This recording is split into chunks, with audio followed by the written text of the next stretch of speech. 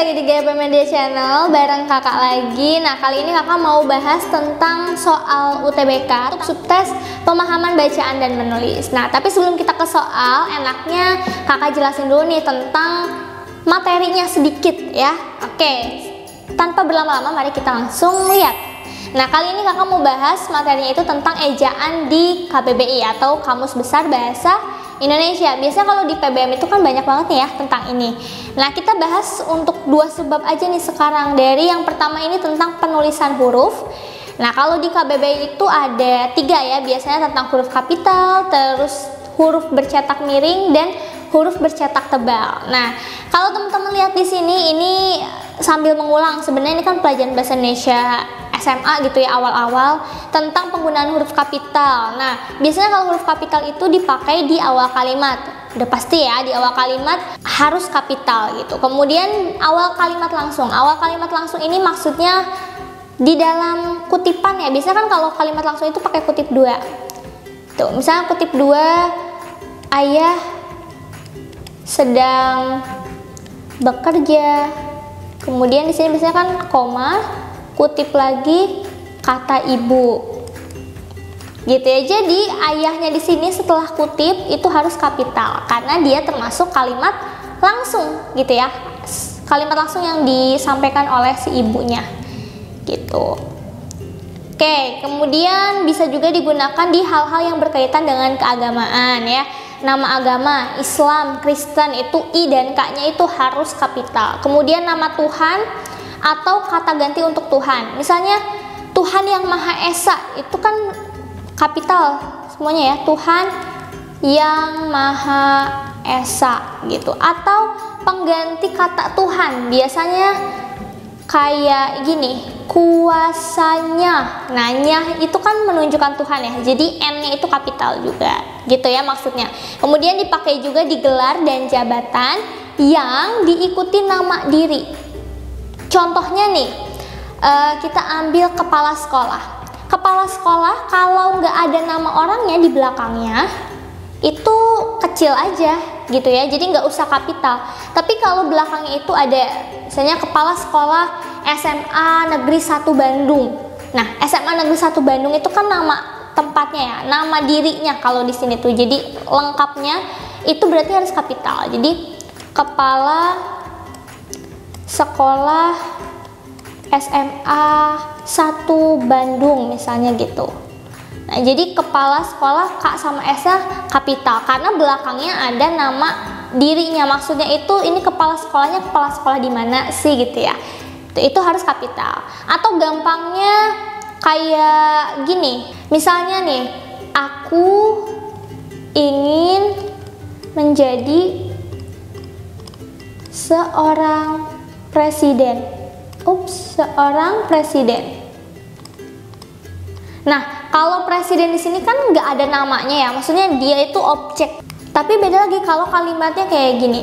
Dimas bertemu Presiden Jokowi. Berarti P-nya besar, Presiden Jokowinya juga besar karena nama orang ya. Gitu, jadi presiden di sini P-nya kapital. Tapi kalau yang di belakang tadi karena dia nggak diikuti sama nama itu kecil gitu ya hurufnya. Itu untuk yang D ya. Kemudian penulisan judul, judul buku, judul artikel itu pasti harus kapital. Kemudian istilah geografi yang diikuti nama diri dan bukan menyebut nama jenis. Maksudnya kita ambil contoh sungai. Kalau kita kalimatnya itu aku bermain di sungai, sungainya itu nggak kapital ya.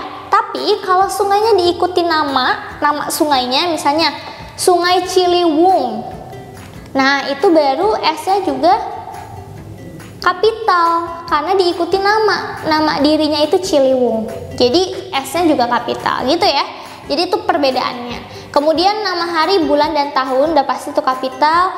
Nama suku, ya Sunda, Jawa, Madura, Papua gitu ya. Nama bangsa Indonesia atau Amerika gitu ya, itu juga kapital. Dan bahasa ya, bahasa Indonesia, bahasa Inggris tuh. Kemudian istilah kekerabatan yang digunakan untuk bentuk sapaan. Ini contohnya tuh kan biasanya kita suka ada kalimat nanya ya, apa kabar Bu? Nah, Bu, Pak, itu tuh Nah, bu, pak itu tuh adalah kata sapaan ya. Jadi kalau nanti nemu kalimatnya ada bu, ada pak, ada dik, dan lain-lain, itu harus kapital nih depan-depannya bu, pak, dik. Meskipun dia ada di belakang kalimatnya ya, jadi nggak selalu harus di depan. Kemudian ini ada huruf cetak miring, digunainnya kapan aja, pasti untuk nama buku, majalah, dan surat kabar itu juga bisa dicetak miring ya. Kemudian untuk menegaskan sesuatu itu juga cetak miring di sini, atau mengkhususkan untuk menuliskan nama ilmiah atau ungkapan asing yang belum diserap di bahasa Indonesia. Jadi itu kan belum ada terjemahannya, nah itu harus dicetak miring gitu ya. Oke, kemudian ini untuk cetak tebalnya. Nah, kalau huruf bercetak tebal itu digunakannya untuk dua aja. Satu, untuk menegaskan yang sudah ditulis miring. Misalnya begini, Ramadan. Kalau di ejaan bahasa Indonesia tuh sebenarnya nggak ada nih kata ini nih, D sama H gitu ya. Ramadan tuh biasa. Cuma karena orang sering nulisnya begini, nah kita boleh di sini itu dicetak tebal gitu ya. Karena dia itu untuk menegaskan yang sudah dicetak miring. Atau ada ungkapan asing, et labora, itu kan udah dicetak miring ya, karena dia itu asing. Nah, et-nya ini boleh kalau untuk menegaskan dicetak tebal juga, artinya et di situ dan gitu ya. Tuh, et labora. Kemudian huruf tebal dapat dipakai untuk menegaskan bagian karangan seperti judul buku atau subbab. Misalnya kan suka ada nih subbabnya latar belakang, kemudian masalah. Nah, ini kalau dia jadi subbab, ini boleh di bold ya, karena dia bagian dari sebuah karangan gitu. Oke, nah sekarang kita lihat soalnya, contoh soalnya. Oke, ini ada soal UTBK tahun 2019 untuk kategori PBM-nya, subtes PBM. Kita langsung baca soalnya dulu ya. Manakah yang benar? Oke, ini di sini ada yang di bold. Kemungkinan besar ini yang ditanyakan ya. Nah, kata angklung di sini yang ada di dalam kutip 2 kira-kira perlu diperbaiki atau enggak ya? Kalau teman-teman lihat di sini ada apostrof ya, apostrof 1 gini ya, kutip 1 gini. Nah, kalau ada kata yang dikutip begini, sebetulnya harusnya itu apostrof 1 itu maknanya atau fungsinya itu untuk menjelaskan makna. Apostrof 1 ini untuk menjelaskan makna kata. Jadi misalnya sebelumnya ada kata wash, terus nanti ini kan bahasa asing gitu ya, wash dimiringin, terus dia bisa pakai kutip, artinya wash itu cuci, kayak gitu. Jadi yang ada di dalam sini itu harus menjelaskan makna dari kata sebelumnya. Sedangkan di sini sebelumnya itu kan kata angklung, berarti bukan menjelaskan kata sebelumnya ya. Otomatis harusnya apostrofnya itu hilang. Kalau apostrofnya hilang, digantinya gimana? Digantinya dia harus dimiringkan yang Kenapa dimiringkan? Karena di sini itu fungsinya dia mau menegaskan bahwa angklung ini berasal dari bahasa Sunda. Jadi harus dimiringkan supaya ada penegasan di sini. Gitu ya, teman-teman ya. Penegasan. Oke? Seperti itu. Kemudian kita lihat lagi nomor 2, masih tentang penulisan kata. Nah, ini katanya itu adalah iptek, ilmu pengetahuan dan teknologi, di kalimat 1 yang di bold ini ya. Harusnya gimana ya? Oke, coba lihat di sini. Ini kan termasuk ke dalam akronim ya. Akronim itu singkatan tapi yang bisa kita baca. Iptek, kita bisa baca kan gitu ya. Nah, ini kalau teman-teman lihat yang namanya akronim, kalau ada di tengah kalimat seperti ini, selama dia nggak ada nama yang mengikuti di belakangnya, itu harusnya bukan kapital hurufnya, jadi harusnya huruf kecil ya. Iptek kan bukan nama sebuah lembaga ya, bukan nama lembaga, bukan nama orang, bukan nama tempat, jadi dia itu harusnya kecil, bukan kapital. Berarti kita bisa cek di sini kan, ini salah ya, karena nggak kapital gitu ya. Karena dia nggak kapital, maka akronimnya di sini juga tidak kapital, jadi yang A juga salah gitu ya. Nah, ini juga salah, I-nya itu nggak besar gitu ya. Kemudian akhirnya kita dapat jawabannya yang D gitu ya. Karena biasanya emang kalau akronim itu jarang banget di kapital semua hurufnya seperti ini ya. Kalau ini tuh bukan bukan akronim tapi dia itu singkatan.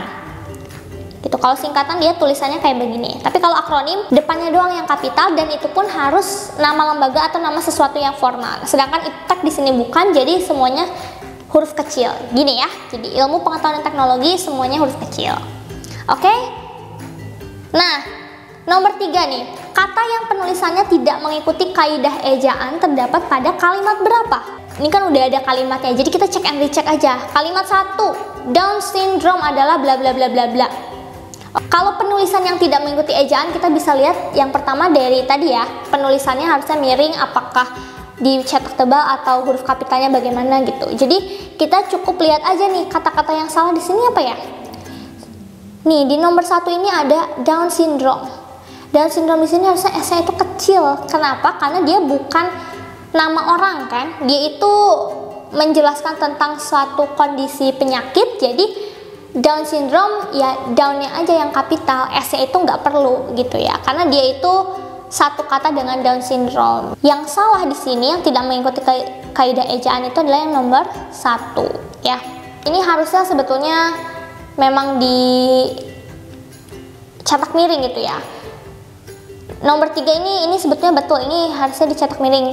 Tapi kalau dilihat dari huruf kapitalnya ini sudah betul juga nih, S-nya harusnya kecil seperti ini gitu ya. Yang salah itu yang nomor 1 gitu ya teman-teman. Nah, selanjutnya itu tadi kita udah jelasin tentang penggunaan kapital, huruf kapital, cetak miring dan cetak tebal. Nah, sekarang tentang tanda bacanya. Tanda baca masih bagian dari ejaan KBBI ya. Ini penting banget untuk teman-teman mulai pelajari karena ini sering keluar ya. Pertama, tanda baca titik fungsinya udah pasti untuk mengakhiri satu kalimat pernyataan atau kalimat berita ya. Atau bisa juga untuk pemisah jam, menit dan detik ya kan. Misalnya 23.50 itu pakai titik ya pemisahnya. Kemudian daftar pustaka dari nama penulis. Wow. Dikat. Kayak daftar pustaka misalnya nama penulis ya kan, titik. Habis gitu dilanjut tahunnya. Baru titik lagi ya kan. Terus judulnya titik lagi, kotaknya di mana, titik 2 baru penerbitnya siapa. Penerbit.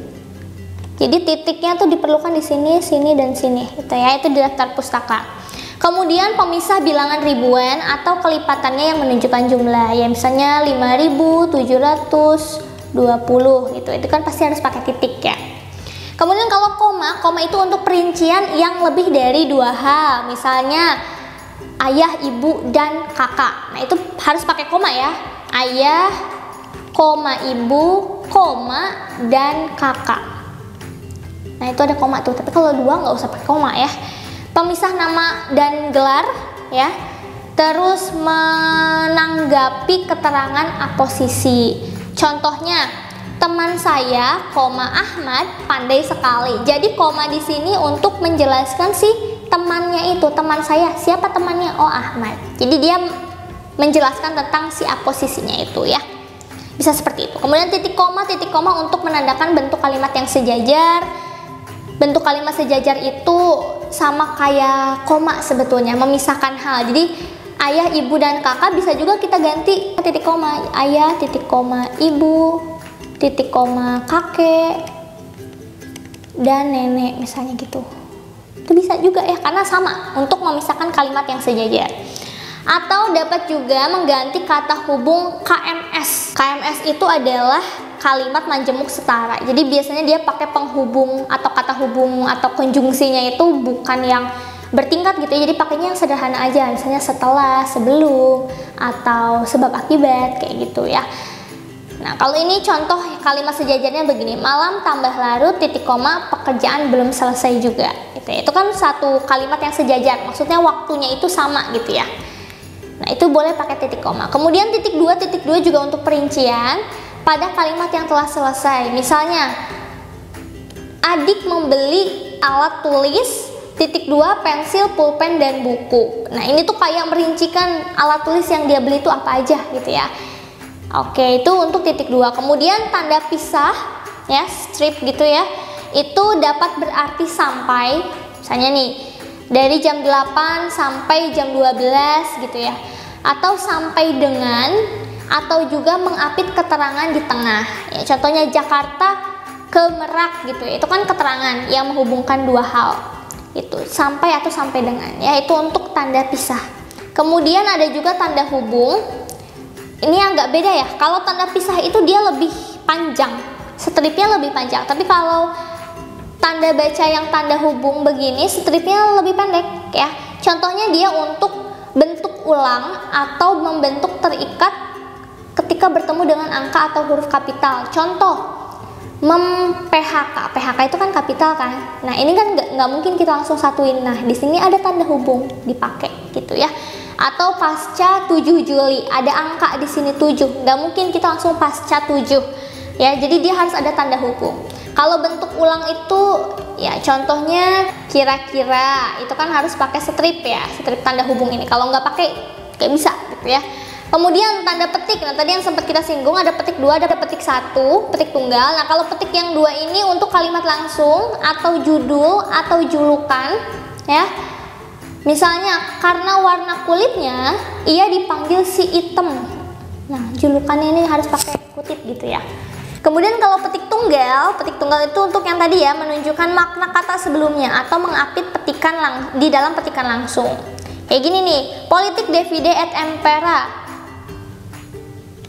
Tunggal adu domba. Jadi adu domba ini adalah makna dari politik divide et impera itu guys ya. Jadi seperti itu ya. Atau apostrof. Nah apostrof yang begini untuk bentuk singkatan atau pemendekan. Saya 2013 jadi begini aja. Oke, itu untuk tanda baca. Nah sekarang kita cek soalnya. Oke, di sini tanda baca yang salah terdapat pada kalimat berapa? Kalau kita lihat di sini kan ada nomor kalimatnya langsung kalimat 2 ya. Berarti kita langsung cek di kalimat 2. Pemeliharaan kesehatan itu bisa dilakukan dengan penjagaan kebersihan diri anak dan lingkungannya, penjagaan jenis makanan yang dikonsumsi, imunisasi tepat waktu, pembiasaan perawatan diri yang baik, dan pembiasaan mengatur pola hidup anak yang baik. Kalau dari sini ini kan berarti tanda bacanya koma ya. Sejauh ini semuanya betul kalau yang nomor 2, karena di ini ada dan kan. Nah sebelum dan itu tetap harus ada koma tadi ya. Ini berarti betul. Kalau kalimat 3 kita lihat kalimat 3. Pemeliharaan kesehatan pada anak usia dini dapat diawali dengan 2 cara, koma, yaitu memberikan makanan yang sehat dan menjaga kebersihan. Nah, nomor 3 ini betul juga ya, dia pakainya koma. Ya kan, tadi kalau kita lihat di sini, koma itu untuk perincian lebih dari 2 hal, termasuk untuk menanggapi keterangan tadi. Ini sini kan pakai koma nih ya, di sini nih. Teman saya Ahmad. Nah, berarti di sini juga setelah ya itu kan dia mau merincikan sesuatu, jadi betul pakai koma juga gitu ya. Nah kemudian kalimat 6. Kalimat 6 kita lihat, dalam pemberian makanan pada anak, usahakan makanan tersebut terlihat menarik agar anak tertarik untuk memakannya. Ini adalah contoh kalimat majemuk bertingkat ya. Jadi ini tuh banyak banget lebih dari 1 kalimat utamanya gitu. Jadi dalam pemberian makanan pada anak, usahakan makanan tersebut terlihat menarik. Itu kalimat yang pertama. Terus agar anak tertarik untuk memakannya, itu kalimat kedua. Nah ini karena dia kalimat bertingkat, ada konjungsi agar juga di sini, makanya ini jadi salah. Karena koma tadi kalau kita ingat-ingat lagi fungsinya untuk kalimat majemuk setara KMS gitu ya. Jadi di sini nggak bisa, kalau kalimat majemuk bertingkat nggak perlu pakai koma. Jadi langsung aja usahakan makanan tersebut terlihat menarik agar anak tertarik untuk memakannya. Jadi nggak usah ada komanya. Makanya yang salah itu ada di kalimat. Nah, gitu ya teman-teman. Terakhir, penulisan kalimat di atas menjadi benar jika diperbaiki dengan cara yang mana? Oke, ini digabung ya antara tanda baca dan penulisan ejaan tadi. Oke, yang A, apakah menambahkan tanda koma sebelum kata yakni? Oke, kita lihat. Dalam memberikan penghargaan kepada karyawan, yakni karyawan yang berprestasi dalam bekerja. Betul ya, di sini harusnya ada koma di sini nih. Nah, ini kalau soalnya kayak gini kita tinggal cek and recheck aja gitu ya. Dari yang pertama nih, menambahkan tanda koma sebelum kata yakni. Kita cari kata yakni di sini ya. Nah, kalau kita kasih koma di sini terus kita baca, dalam memberikan penghargaan kepada karyawan, yakni karyawan yang berprestasi dalam bekerja, Pimpinan di pabrik Keraton Perkasa Makmur mengadakan koordinasi dengan para pengawas perusahaan. Ini jawabannya betul ya, kita langsung dapet yang A. Kenapa begitu? Karena kita bisa lihat nih, karyawan yang berprestasi dalam bekerja itu kan penjelasan dari yang di sini ya, dari dalam memberikan penghargaan itu. Nah, ini kelihatan kalau yang karyawan berprestasi itu menjelaskan kalimat sebelumnya. Makanya di situ perlu ada koma untuk memisahkan dan untuk menunjukkan bahwa dia itu penjelasan sebelumnya. Oke, jadi itu dia teman-teman untuk pembahasan PBM kali ini. Tadi tentang ejaan KBBI ya, semoga bisa dipahami. Dan setelah ini juga kakak punya soal nih latihan buat kalian. Yang bisa jawab boleh langsung taruh di kolom komentar. Nah, terus kalau teman-teman pengen nih ikutan pembahasan soal-soal UTBK, kita tuh ngadain live streaming loh tanggal 23 Oktober. Buat teman-teman yang mau ikut boleh banget karena ini gratis ya. Teman-teman bisa mulai ikutin kita live streamingnya dari jam 9 pagi sampai jam 12 siang. Kita ngebahas tentang pengenalan umum, pengetahuan kuantitatif, dan pemahaman bacaan dan menulis. Jadi teman-teman bisa langsung ikut ya live streamingnya, jangan lupa ya. Oke, so sampai ketemu di video selanjutnya. Tetap tontonin video di GP Media Channel. Dah.